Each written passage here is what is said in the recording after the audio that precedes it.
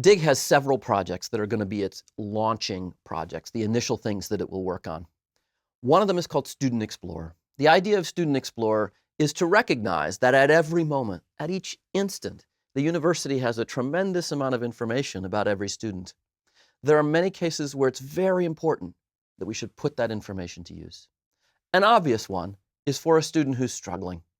We should be able to recognize, in fact, we can recognize from the data we have about students, who are students who are in a moment of difficulty. Students that if we could reach out and help them, we could carry them across that difficult time and lead them to a successful semester. So Student Explorer aims to be able to recognize a student who's at risk and get to them in time to really help. But that's not all it's able to do. It's also true that we have students who are having the best semester of their life. They've suddenly switched into a new gear. They're performing at a different level from what they've ever performed at before. We should see that too. We should go work with that student, recognize that something special is happening, and buttress it, make it even stronger. So Student Explorer is about knowing exactly what's happening with students in real time and being able to act on it. A second tool that we're developing is called eCoach. eCoach is a computer-tailored communication system. What it really allows us to do is it allows us to speak individually to every student on campus at the moment when we should and in the voice that would be most effective. The point of eCoach is to allow us to keep careful track of what's happening with every student and intervene in the right kinds of ways to apply the sorts of nudges that encourage people to change their behaviors in ways which for them will lead to improved outcomes. The key thing about eCoach is that it really is personalized. It allows us not to give average advice to all the students, but to understand that each individual student requires a specific kind of support, a specific kind of advice. It might be that we want to say something different to them. We want to recognize that this, in fact, is a student where their performance in a physics class is most affected by their lack of confidence. And so we need to work on confidence with that student.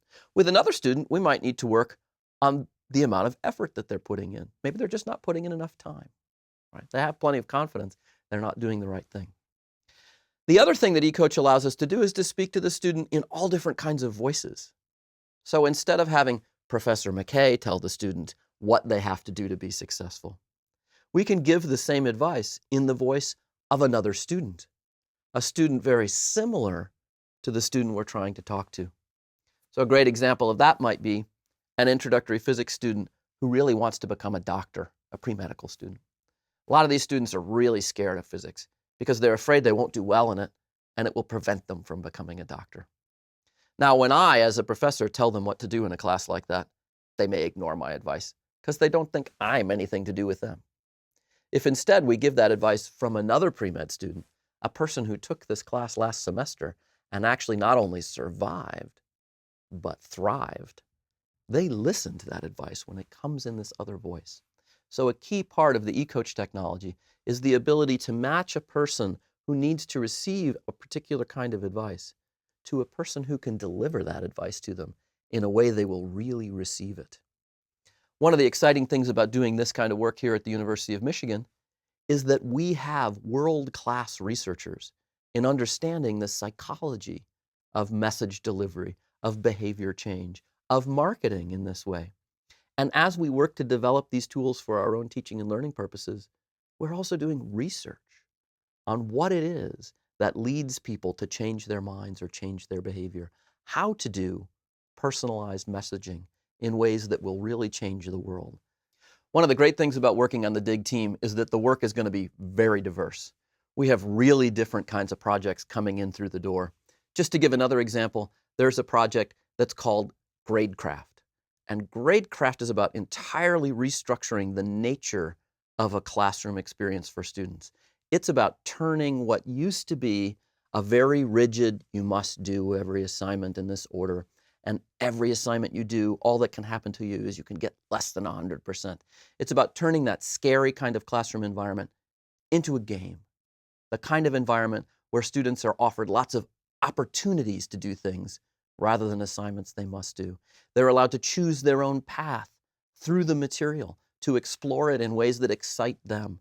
they're allowed to not only continue on until they have adequate performance, they're allowed, if they're excited, to do 2, 3, 4 times as much as they have to, the way they would in a gameful environment, in a place where they would be excited about doing what they're doing.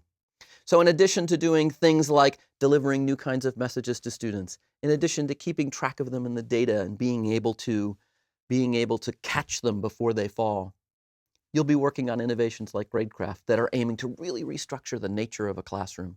Working on all these different projects gives people a chance to use their own innovations. So we expect members of the DIG team to be creative, not just to be delivering things that are sent to them as specs, but to actually be contributing to the projects that they work on.